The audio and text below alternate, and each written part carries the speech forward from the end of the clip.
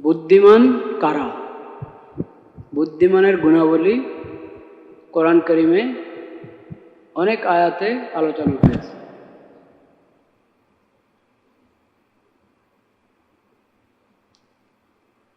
সূরা আলে ইমরানের শেষের দিকে, সূরাতুর রাদে, আরও বিভিন্ন সূরায়।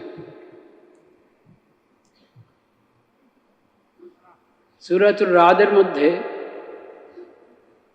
যেই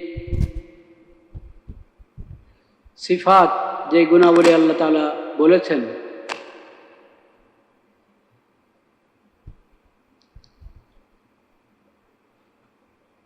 সেগুলোর মাঝে একটি হলো যে আয়াত আমি তেলাওয়াত করলাম, ওয়াল্লাযীনা সাবারু ইবতিগাআ ওয়াজহি রাব্বিহিম ওয়া আকামুস সালাহ ওয়া আনফাকু মিম্মা রাযাকনাহুম। বুদ্ধিমান হলো তারা যারা নিজের রবকে খুশি করার জন্য সবর করে। আল্লাহকে খুশি করার জন্য যারা সবর করে তারা বুদ্ধিমান। আল্লাহকে খুশি করার জন্য যারা সালাত কায়েম করে, ও আকামুস সালাহ, যারা সালাত কায়েম করে তারা বুদ্ধিমান। ও আনফাকু মিম্মা রাযাকনাহুম সিররাম ওয়া আলানিয়া, আল্লাহ যার রিজিক দান করেছেন, অর্থ সম্পদ দান করেছেন, সেখান থেকে কিছু আল্লাহর রাস্তায় খরচ করে, আল্লাহকে সন্তুষ্ট করার জন্য খরচ করে। এরা বুদ্ধিমান।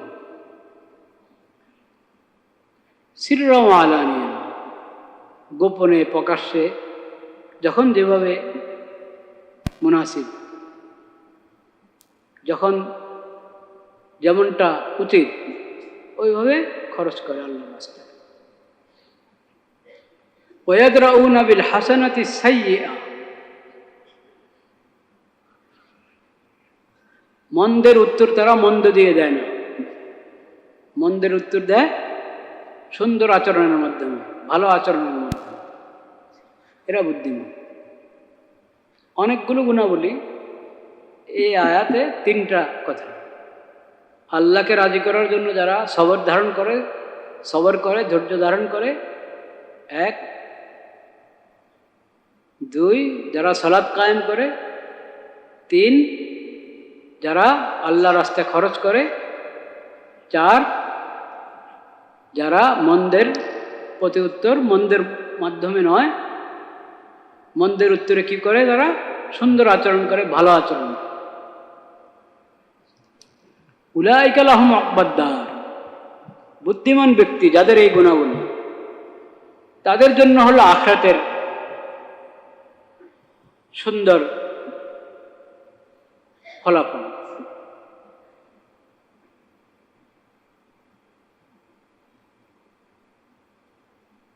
সেটা কি? জান্নাতু আদনিন ইয়াদখুলুনাহা ওয়া মান সালাহা মিন আবাইহিম ওয়া আজওয়াজিহিম ওয়া যুররিয়াতিহিম। আল্লাহ তাআলা আখিরাতে এই লোকদেরকে, এই বুদ্ধিমানদেরকে জান্নাত দান করবে। এই জান্নাতে তারা প্রবেশ করবে, তাদের নেককার মা বাবা, নেককার দাদা দাদি, নানা নানি, পূর্বপুরুষ যারা নেককার ছিল তারা প্রবেশ করবে জান্নাতে।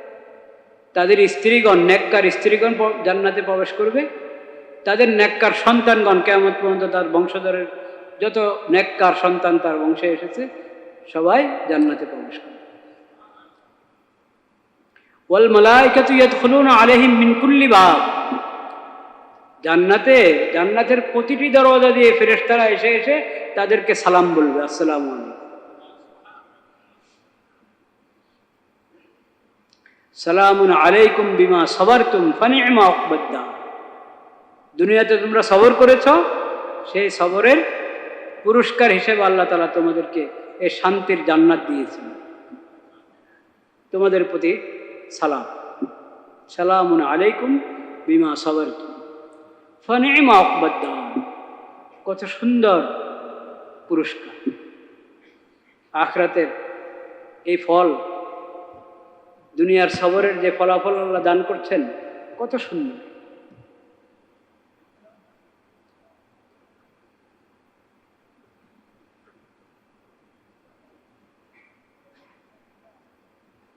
প্রথম গুণ এ আয়াতে কি বলা হয়েছে? সবর। সবর কাকে বলে? সবর কাকে বলে? সবরের মধ্যে প্রথম কথা হলো আল্লাহ তাআলা আমাদের উপর যা ফরজ করেছেন মজবুতির সাথে ফরজটা আদায় করা। এটা হলো সবরের প্রথম কথা। ফরজ আদায় করার ক্ষেত্রে দৃঢ়তার পরিচয় দেওয়া।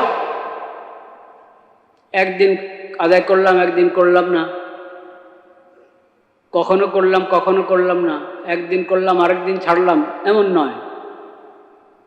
মজবুত থাকতে হবে।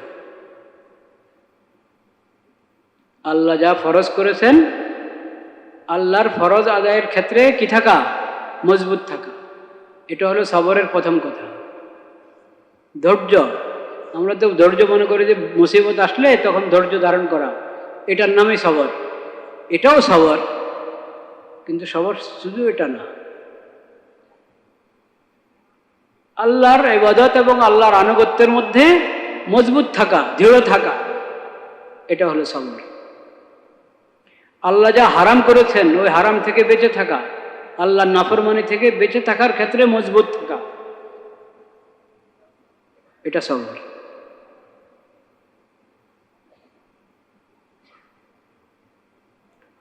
আর ইবাদতটা সুন্দরভাবে করা, নিয়মিত করা এবং সুন্দরভাবে করা, এটা সবর।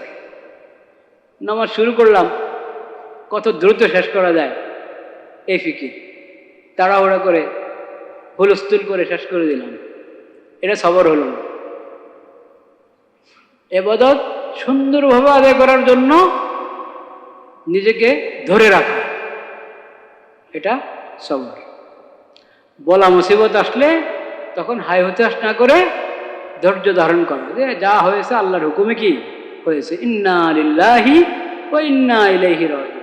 আমরা তো সবাই আল্লাহর জন্য, আল্লাহর কাছেই ফিরে যাব আবার, বাস আল্লাহর ফায়সালার উপর আমি সন্তুষ্ট। এই মুসিবতের সময় আমার কি করণীয় এটা আমি জানব, জেনে সেটার উপর আমল করব।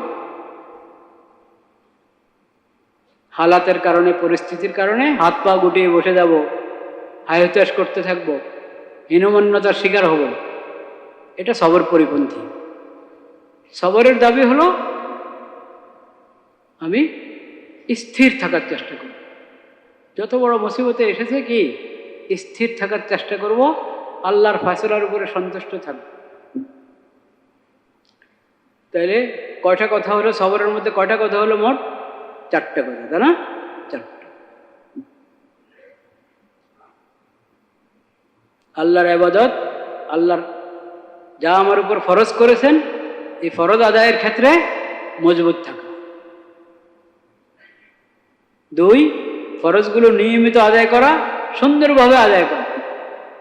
3, আল্লাহ যা হারাম করেছেন সেই হারাম থেকে, গুনার কাছ থেকে, আল্লাহর নাফরমানি থেকে বেঁচে থাকা। 4, বলা মুসিবতের সময় ধৈর্য ধারণ করা। এটার নাম কি? এই চারটা বিষয়ের নাম হলো সবর। সবর ছাড়া একজন বান্দা আল্লাহর সন্তুষ্টি অর্জন করতে কি পারে না। সবর ছাড়া দিনদার হওয়া সম্ভব না, নেককার হওয়া কিনা সম্ভব না।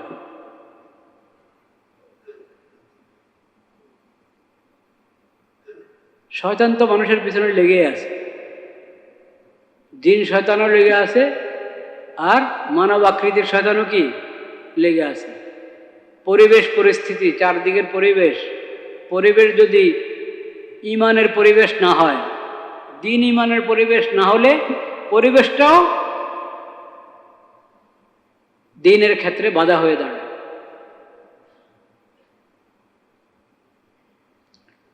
তো মানুষ যাতে আল্লাহর আনুগত্য, আল্লাহর ইবাদতের লাইনে অগ্রসর না হতে পারে, সেটার জন্য অনেক ধরনের বাধা, যে কোনো বাধার কারণে যদি আমি কাত হয়ে যাই, দুর্বল হয়ে যায়, নরম হয়ে যায়, তাহলে আবাদত করা সম্ভব হবে?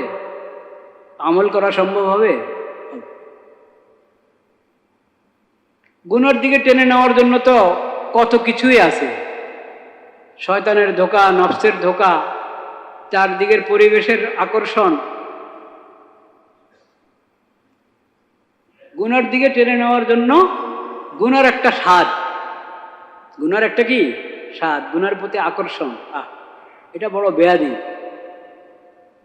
আল্লাহর কাছে দোয়া করতে হয় যে হে আল্লাহ, আপনি ঈমানের প্রতি, নেক আমলের প্রতি আমার আকর্ষণ সৃষ্টি করে দেন আমার অন্তরে। গুনার প্রতি আমার অন্তরে ঘৃণা সৃষ্টি করে দেন। গুনার প্রতি যাতে আমার অন্তরে কোনো আকর্ষণ না থাকে। এটা দোয়া, হাদিসের দোয়া। আল্লাহুম্মা হাব্বিব ইলাইনাল ঈমান ওয়া যায়্যিনহু ফী কুলুবিনা ওয়া কাররিহ ইলাইনাল কুফরা ওয়াল ফুসুকা ওয়াল ইসয়ান ওয়াজআলনা মিনার রাশিদিন।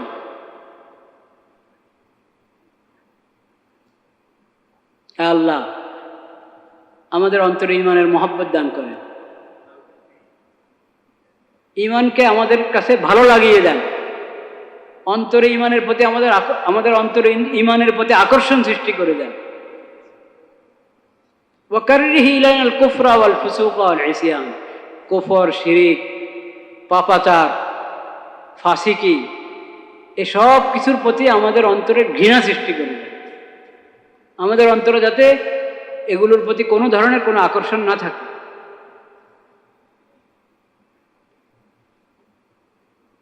তো এখন আমি গুনাহ থেকে বাঁচতে হলে মজবুত থাকতে হবে। শয়তানে ওয়াসওয়াসা দেওয়া শুরু করলে যদি আমি কাত হয়ে যাই, তাহলে কখনো গুনাহ থেকে কি বাঁচতে পারবো না। এগুলোর নাম হলো সবর। নেক কাজ করতে কষ্ট হচ্ছে, এই কষ্ট সয়ে নিতে হবে। এই কষ্ট কি সয়ে নিতে হবে, বরদাস্ত করতে হবে এই কষ্ট। কষ্ট হলো আমি নেক কাজ ছাড়ব না। গুনার প্রতি আকর্ষণের কারণে গুনাহ থেকে বাঁচা কঠিন, গুনাহ থেকে বাঁচা অনেক কষ্ট। মন চাচ্ছে একটু এই কাজটা না করলে কেমন লাগে, মনকে মানানোই যায় না। এই মনকে মানাইতে হবে, এই কষ্ট মেনে নিতে হবে। যতই কষ্ট হোক আমি গুনাহ করব না। এই যে কষ্ট, নেক কাজ করার কষ্ট, আসলে কিন্তু কষ্ট না। এগুলো আমার ইমানি দুর্বলতার কারণে আমার কাছে নেক কাজ কষ্ট মনে হয়। ইমানি দুর্বলতার কারণে গুনার কাজ ভালো মনে হয়, সহজ মনে হয়। নাউজুবিল্লাহ। গুনার কাছ থেকে বেঁচে থাকা, দূরে থাকা, এটা যে কঠিন মনে হয়, কষ্ট মনে হয়, ইমানি দুর্বলতার কারণে। ইমান মজবুত হলে কোনো বিষয় না। ইমান মজবুত হলে গুনাহ থেকে বেঁচে থাকা একেবারেই সহজ, নেক আমল করা একেবারেই সহজ। তো আল্লাহ রাব্বুল আলামিন বলছেন, বান্দা তুমি নেককার হতে হলে কষ্ট করতে হবে, কষ্ট করো। সালামুন আলাইকুম বিমা সাবারতুম। দুনিয়াতে যদি এই কষ্টটা মেনে নাও, নেক কাজের উপরে মজবুত থাকার কষ্ট আর গুনাহ থেকে বেঁচে থাকার কষ্ট, এই কষ্ট যদি মেনে নাও দুনিয়াতে, তাহলে আখিরাতে শান্তি আর শান্তি। সালামুন আলাইকুম বিমা সাবারতুম ফানি'মা উকবাদ-দার। দ্বিতীয় গুণটা বলা হয়েছে কি? আকামুস সালাত, সালাত কায়েম করে। বুদ্ধিমান মানুষ কি করে? সালাত কায়েম করে। বুদ্ধিমান কাকে বলে? এটা কোরআন থেকে শুনতে হবে।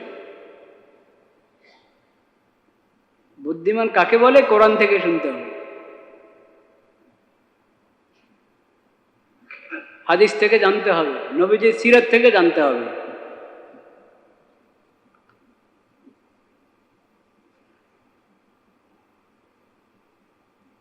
বুদ্ধিমান হতে হলে প্রথম কথাই তো ঈমান।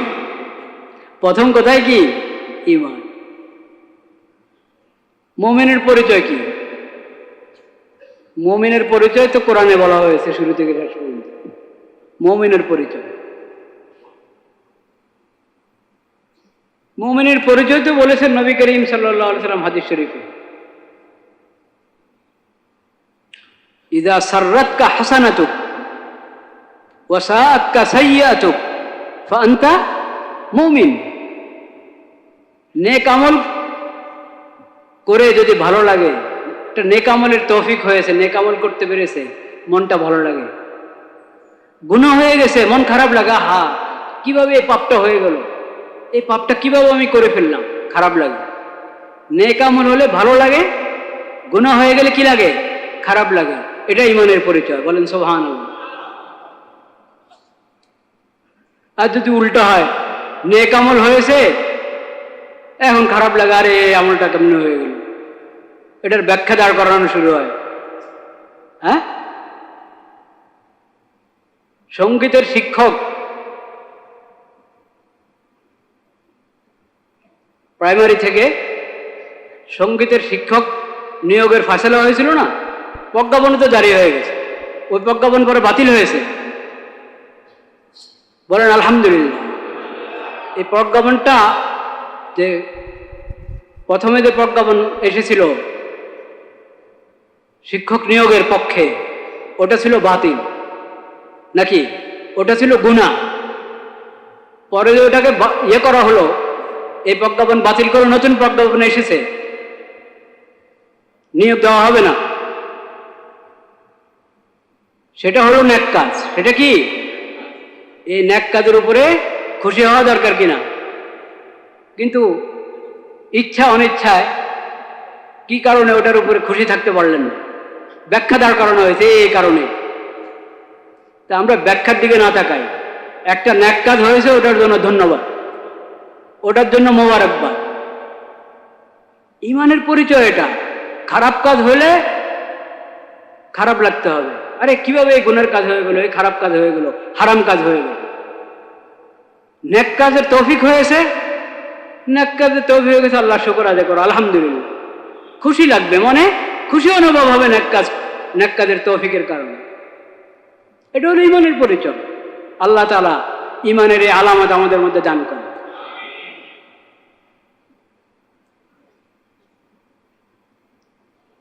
তো বুদ্ধিমান কারা? যার মধ্যে ঈমান আছে। বুদ্ধিমান কে? যার মধ্যে আখিরাতের ফিকির আছে। বুদ্ধিমান কে? যে নিজের খালেক এবং মালিককে চিনে, সে বুদ্ধিমান। আমার খালেক, আমার মালিক, আমার রব, তিনি একমাত্র মাবুদ, তার ইবাদত করা আমার উপরে কি ফরজ। সবচেয়ে বড় ইবাদত নামাজ। সবচেয়ে বড় ইবাদত কি? ওয়া আকামুস সালাহ। এটা বুদ্ধিমানের পরিচয় আল্লাহ কোরআনে দিয়েছেন। ওয়া আকামুস সালাহ, তারা সালাত কায়েম করে। সালাত কায়েম করে। সালাত কায়েম করার অর্থ কি? আজকে এই কথাই বলে শেষ করছি। আল্লাহ হায়াতে রাখলে বাকি কথা পরে আলোচনা হবে ইনশাআল্লাহ। সালাত কায়েম করা মানে কি? এটা তো কোরআন কারীমের দ্বিতীয় সূরা, সূরাতুল বাকারা শুরুতেই আল্লাহ তাআলা মুমিনের পরিচয় দিয়েছেন কি? ওয়া ইউকিমুনাস সালাতা, যারা সালাত কায়েম করে। যারা কি? মুত্তাকির পরিচয় দিয়েছেন আল্লাহ তাআলা, যারা সালাত কায়েম করে। এই সালাত কায়েম করা মানে কি? সালাত কায়েম করা হলো সালাত যথাযথ আদায় করা। সালাত কি? যথাযথ আদায় করা। যথাযথ আদায় কিভাবে হবে? আল্লাহ যত ওয়াক্ত নামাজ ফরজ করেছেন তত ওয়াক্ত নামাজ আদায় করবে। নামাজ কয় ওয়াক্ত ফরজ? 5 ওয়াক্ত। 5 ওয়াক্ত ফরজ আদায় করবে। পুরুষরা মসজিদে জামাতের সাথে আদায় করবে এবং নামাজে যতগুলো ফরজ, ওয়াজিব, সুন্নত, মুস্তাহাব আছে কিনা, হ্যাঁ, নামাজের কতটা শর্ত, কতটা রুকন, ঠিক যেই তরিকায় নবী করিম সাল্লাল্লাহু আলাইহি ওয়াসাল্লাম নামাজ শিখিয়েছেন ওই তরিকায় নামাজ আদায় করা, এটা হলো ইকামতুস সালাহ, সালাত কায়েম। কোনো আমলকে যথাযথভাবে করা, নিখুঁতভাবে করা, নিয়মতান্ত্রিকভাবে করা, এটাকে বলে কায়েম করা। কায়েম আরবি ভাষা, তো আরবি ভাষা থেকে তো বুঝতে হবে কি শব্দের কি অর্থ। ইকামত যে নামাজের একামত বলে না, মুয়াজ্জিন সাহেব আগ মুহূর্তে একামত বলেন কেন? মানে সালাত কায়েম করা হবে এখন, ওটা জানাচ্ছেন, জানান দিচ্ছেন। কি পদ্ধতি? এভাবে তো বললে হয়, ভাই নামাজ শুরু হচ্ছে দাঁড়ান। না, শরীয়ত এভাবে শিখায় নাই। শরীয়ত শিখিয়েছে বাস আল্লাহু আকবার থেকে নিয়ে লা ইলাহা ইল্লাল্লাহ পর্যন্ত আযানের ওই কালিমাগুলো একামতের মধ্যে কদ কামাতি সালাহ অতিরিক্ত আছে, ওইভাবে বলো। এই একামতের মাধ্যমে মানুষ বুঝবে যে এখনই সালাত শুরু হচ্ছে, নামাজ শুরু হচ্ছে। তো এটার নামে হলো একামতুস সালাহ। কেন? শব্দটার মধ্যে আমাদেরকে বলে দেওয়া হচ্ছে যে আমলটা তুমি যথাযথ করো, ধ্যান ধ্যান করো না। করলে করলাম, কোন রকম জান ছাড়াইলাম, এরকম না। সুন্দরভাবে খুশু খুজুর সাথে সুন্নত মোতাবেক নবী করিম সাল্লাল্লাহু আলাইহি ওয়াসাল্লাম যেভাবে শিখিয়েছেন ওইভাবে নামাজ কি করো, আদায় করো। এগুলো শিখা দরকার না, জানা দরকার না, জানা দরকার। সালাতের মশালা আমাদেরকে জানতে হবে, সালাতের নিয়ম শিখতে হবে। নবী করিম সাল্লাল্লাহু আলাইহি ওয়াসাল্লাম সাহাবায়ে কেরামকে শিখিয়েছেন, সাহাবায়ে কেরাম তাবেঈদেরকে কি শিখিয়েছেন, কোথায় কি বলতে হবে, কোন আমল কিভাবে করতে হবে। তাকবীরে তাহরিমা, এখান থেকে নামাজ শুরু। নামাজের প্রস্তুতিমূলক কিছু কাজ তো আগে আছে। মূল নামাজটা শুরু হয় তাকবীরে তাহরিমার মাধ্যমে, তাহরিমু হাত তাকবীর। নবী করিম সাল্লাল্লাহু আলাইহি ওয়াসাল্লাম বলেছেন নামাজের ইহরাম তাকবীর। নামাজের হজের যেরকম ইহরাম আছে, নামাজেরও কি আছে? ইহরাম। নামাজের ইহরাম হলো কি? তাকবীর।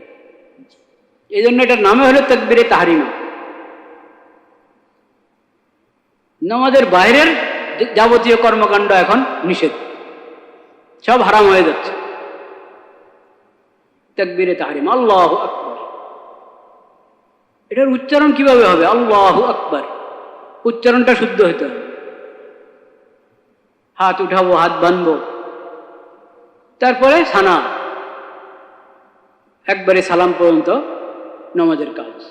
তাহরিমু হাত তাকবীর ওয়া তাহলিলু হাত তাসলিম।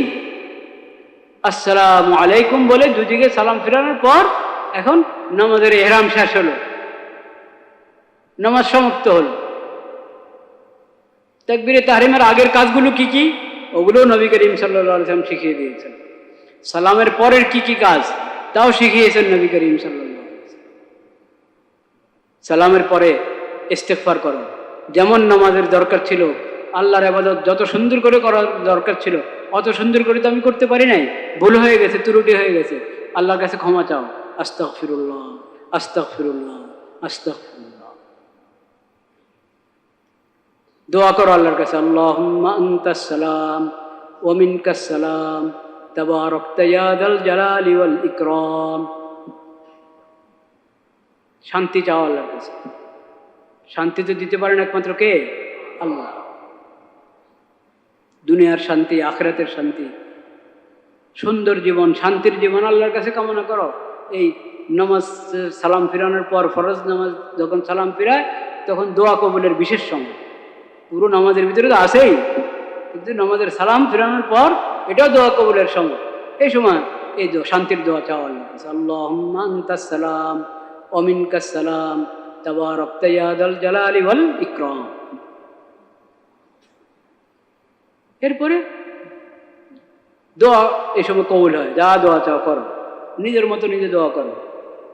আনুষ্ঠানিক দোয়া, প্রাতিষ্ঠানিক দোয়া, যে ইমাম সাহেবের সাথে, খতিব সাহেবের সাথে আমি হাত উঠাবো, ওনার সঙ্গে হাত নামাবো, উনি জোরে কিছু বলবেন, আমি আমিন বলবো, এটার নামেই দোয়া। এটা হলো দোয়ার একটা পদ্ধতি। দোয়ার অনেক পদ্ধতির মধ্যে এটা কি একটা পদ্ধতি। দোয়া আপনি যে কোনো সময় করতে পারেন। ফরজ নামাজের পরে দোয়া কবুলের সময় আপনার যা আল্লাহর কাছে চাওয়ার আছে আপনি নিজে নিজে চাইতে থাকেন, হাত উঠান, হাত উঠিয়ে নিজে নিজে দোয়া করতে থাকেন। ইমাম সাহেব দোয়া আজকে করলেন না বা করেছেন কিন্তু হাত উঠানো ছাড়া করেছেন, উনি সংক্ষিপ্ত করেছেন না লম্বা করেছেন, ওগুলো আপনার দেখার দরকার নেই। আপনি আপনার দোয়া করেন। এবং নামাজের ফরজ নামাজের পরে সেটা দোয়ার বিষয় না, কিছু আজকার জিকিরের কালিমা নবী করিম সাল্লাল্লাহু আলাইহি ওয়াসাল্লাম শিখিয়েছেন, ওগুলো পড়ার মতো, কিন্তু আমরা খেয়াল করি না। লা ইলাহা ইল্লাল্লাহু ওয়াহদাহু লা শারীকা লাহু লাহুল মুলকু ওয়া লাহুল হামদু ওয়া হুয়া আলা কুল্লি শাইইন কাদির। আল্লাহুম্মা লা মানিআ লিমা আ'তাইতা ওয়া লা মু'তিয়া লিমা মানা'তা ওয়া লা ইয়ানফা'ু যাল জাদ্দি মিনকাল জাদ। এটা একটা দোয়া, জিকির। শুরুর অংশ জিকির, শেষের অংশ দোয়া। এটা পড়েন। নবী করিম সাল্লাল্লাহু আলাইহি ওয়াসাল্লাম পড়তেন, পড়তে বলেছেন, নিজে পড়তেন এবং পড়ার জন্য তালকিন করেছেন, উৎসাহ প্রদান করেছেন। কাছাকাছি আরেকটা দোয়া, লা ইলাহা ইল্লাল্লাহু ওয়াহদাহু লা শারীকা লাহু লাহুল মুলকু ওয়া লাহুল হামদু ওয়া হুয়া আলা কুল্লি শাইইন কাদির। লা হাওলা ওয়া লা কুওয়াতা ইল্লা বিল্লাহ। লা ইলাহা ইল্লাল্লাহ ওয়া লা না'বুদু ইল্লা ইয়্যাহ। লাহুন নি'মাতু ওয়া লাহুল ফাজলু ওয়া লাহুস সানাউল হাসান। লা ইলাহা ইল্লাল্লাহু মুখলিসিনা লাহুদ্দিন ওয়ালাউ কারিহাল কাফিরুন। একটু লম্বা দোয়া, কিন্তু শেখার চেষ্টা করলে কি শেখা সম্ভব হবে না? সম্ভব হবে। এটা পড়ি, আয়াতুল কুরসি পড়ি, তিনকুল পড়ি, কত দোয়া। আর ওটা তো আছেই, 33 বার সুবহানাল্লাহ, 33 বার আলহামদুলিল্লাহ, 34 বার আল্লাহু আকবার, প্রতি ফরজ নামাজের পর। যে ফরজ নামাজের পরে সুন্নত আছে, সুন্নতে মুআক্কাদা আছে, সুন্নতে মুআক্কাদা পড়ে এই সমস্ত আমল করতে পারি। সুন্নতে মুআক্কাদা বেশি দেরি না করাই ভালো।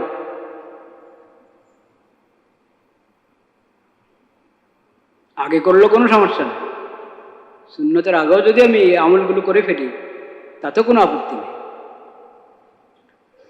এই যে একটা আনুষ্ঠানিক পদ্ধতি হয়ে গেছে আমাদের, যে সালাম ফেরানোর পরে ছোট্ট একটা মোনাজাত ইমাম সাহেব দিবেন, ইমাম সাহেবের সঙ্গে আমিও ছোট্ট মোনাজাতটা দিয়ে বাস দাঁড়িয়ে যাই, সুন্নত পড়লাম বা বের হয়ে গেলাম।